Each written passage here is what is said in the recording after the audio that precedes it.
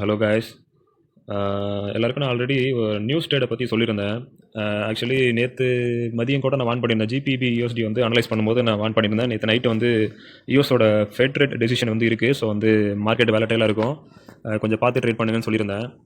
இப்போ பாருங்கள், கரெக்டாக நான் வந்து இந்த பிடிசி வந்து நேற்று பிட்காயின் வந்து ஒரு கரெக்டாக 2 மணிக்கு நியூஸ் வர டைமில் நான் அந்த கேண்டில் வச்சுருக்கேன். இந்த கேண்டில் தான் வந்து ஆக்சுவலி மார்க்கெட்டோட ஃபெட் ரேட் வந்து அனௌன்ஸ் பண்ணுற அந்த இது வந்து டேட்டா வந்து வந்தது forex.comல. ஆக்சுவலி என்ன நடந்திருக்குன்னு பார்த்தீங்கன்னா, நேற்று கரெக்டாக அந்த நியூஸ் வரும்போது மார்க்கெட் வந்து செல் ஆயிருக்கு. ஆக்சுவலி நேற்று வந்த மார்க்கெட்டோட டேட்டா என்ன அப்படின்னா, இன்ட்ரெஸ்ட் ரேட் வந்து ஆல்ரெடி என்ன சொல்லியிருந்தாங்க, இன்ட்ரெஸ்ட் ரேட் வந்து குறைய போகுதுன்னு தான் சொல்லியிருந்தாங்க. யூஎஸோட interest rate, federal interest rate வந்து 4.25 இருந்தது. ஆக்சுவலி வந்து மார்க்கெட் வந்து 25% வந்து கம்மியாகும்னு சொல்லிட்டு எதிர்பார்த்தது தான். 25% எதிர்பார்த்து கன்ஃபார்மாக இறங்க போகுதுன்னு சொல்லிட்டு ஒரு 90% வந்து எதிர்பார்த்தது தான். பட் இருந்தாலும் அப்படி எதிர்பார்த்தது கரெக்டாக குறைஞ்சது. நேற்று வந்து எதிர்பார்த்தபடி கரெக்டாக ப்ரைஸ் வந்து குறைஞ்சது. ஸோ ப்ரைஸ் வந்து குறைஞ்சதுன்னா ஆக்சுவலி என்ன ஆயிருக்கணும்னா, யூஎஸ் டாலர் வந்து இன்ட்ரெஸ்ட் ரேட்டு குறைஞ்சது அப்படின்னா யூஎஸ் டாலர் வந்து கீழே போகும். ஸோ வந்து மற்ற பிடிசி கோல்டு எல்லாமே வந்து என்ன பண்ணணும், ஆக்சுவலி இது வந்து மேலே போகணும். நேற்று வந்து ஏன் போகல அப்படின்னா, எதிர்பார்த்தபடி மார்க்கெட் குறைஞ்சது. ஆனால் ஒரு சின்ன மூவ்மெண்ட் கூட மேலே காட்டல. அதனால தான் நான் உங்களுக்கு நேற்று சொன்னேன், மார்க்கெட் வந்து எப்போதுமே வந்து நியூஸில் வர ஆக்சுவல் டேட்டா வச்சு மூவ் ஆகாது. நெக்ஸ்ட்டு வந்து என்ன நடக்க போகுது, நெக்ஸ்ட்டு என்ன நடக்க போகுது அப்படின்ற எக்ஸ்பெக்டேஷனை வச்சு மட்டும்தான் வந்து மார்க்கெட்டு மூவ் ஆகும்னு சொல்லியிருந்தேன். அதே தான் எக்ஸாக்டாக நேற்று நடந்திருக்கு பாருங்கள். நேற்று வந்து என்ன ஆச்சுன்னா, 2 மணிக்கு ப்ரைஸ் வந்து கரெக்டாக சொன்னபடி 25% பாயிண்ட் வந்து குறைஞ்சிருச்சு. பட் பார்த்தீங்கன்னா, ஜெரோம் பவல் வந்து ஒரு ஃபெட் சேர்மன் வந்து பேசும்போது என்ன சொல்லியிருக்காரு அப்படின்னா, நெக்ஸ்ட் மந்த் வந்து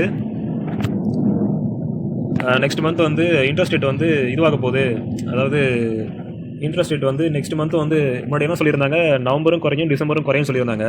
பட் இப்போ என்ன சொல்லியிருக்காங்க அப்படின்னா, டிசம்பர் வந்து குறையிறது வந்து வாய்ப்பு கம்மி தான். இல்லை வந்து நாங்கள் ஹோல்ட் பண்ண போகிறோம், டிசம்பரில் வந்து இன்ட்ரெஸ்ட் ரேட் வந்து ஹோல்ட் பண்ண போகிறோம். இல்லைனா வந்து மார்க்கெட்டோட இது வந்து நல்லா இருக்குது, க்ரோத் நல்லா இருக்குது.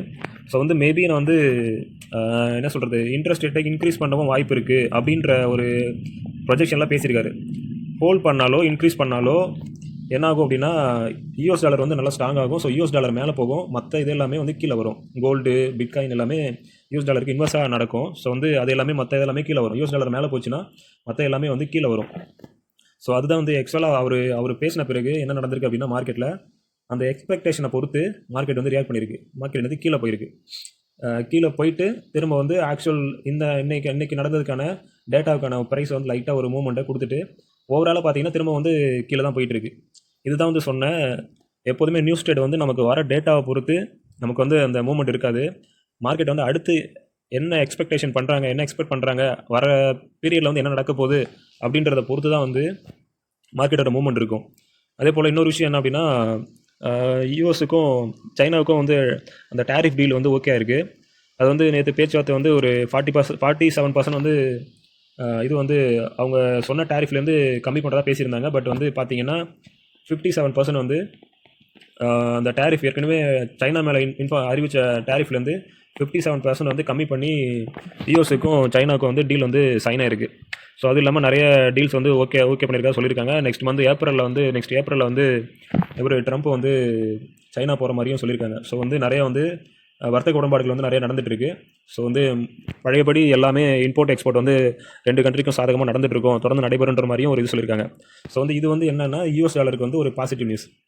ஸோ அதுவும் காரணம் மார்க்கெட் வந்து இன்னும் வந்து மேலே ஏறாமல் கீழே போயிட்டு இருக்கிறதுக்கு. ஸோ வந்து நாட் ஓன்லி டெக்னிக்கல் அனலைஸ் மட்டும் ஒரு சார்ட்டை வந்து இது பண்ணுறது கிடையாது, இன்ஃப்ளூயன்ஸ் பண்ணுறது கிடையாது. மேக்ரோ டேட்டாஸ் என்ன நடக்குது, ஃபண்டமெண்டலாக என்ன நடக்குது, ப்ளஸ் வந்து டெக்னிக்கல் எல்லாத்தையுமே பார்த்து அடுத்து வந்து மார்க்கெட்டோட மூவ் எப்படி இருக்குது, எக்ஸ்பெக்டேஷன் எப்படி இருக்குது அப்படின்றத பொறுத்தும் வந்து அதோட மூமெண்ட்ஸ் வந்து இருக்கும். ஸோ வந்து இதுதான் வந்து எப்போதுமே நோட் பண்ணிக்கோங்க. ஒரு நியூஸ் வருது அப்படின்னா அந்த டேட்டா வந்து இதுதான் வரப்போகுதுன்றதை வச்சுட்டு அது மட்டும் வச்சுக்கிட்டு பிளைண்டாக வந்து நம்ம ட்ரேட் பண்ணக்கூடாது. அதுக்காக தான் சொல்கிறேன். சரி, ஓகே, பார்ப்போம். இன்னும் அட்வான்ஸாக அடுத்தடுத்து என்னென்ன ஒரு விஷயத்தை அனலைஸ் பண்ணும்போது என்னென்ன பார்க்கணும்னு சொல்லிட்டு நம்ம கண்டினியூவாக பார்ப்போம். ஓகே, நன்றி.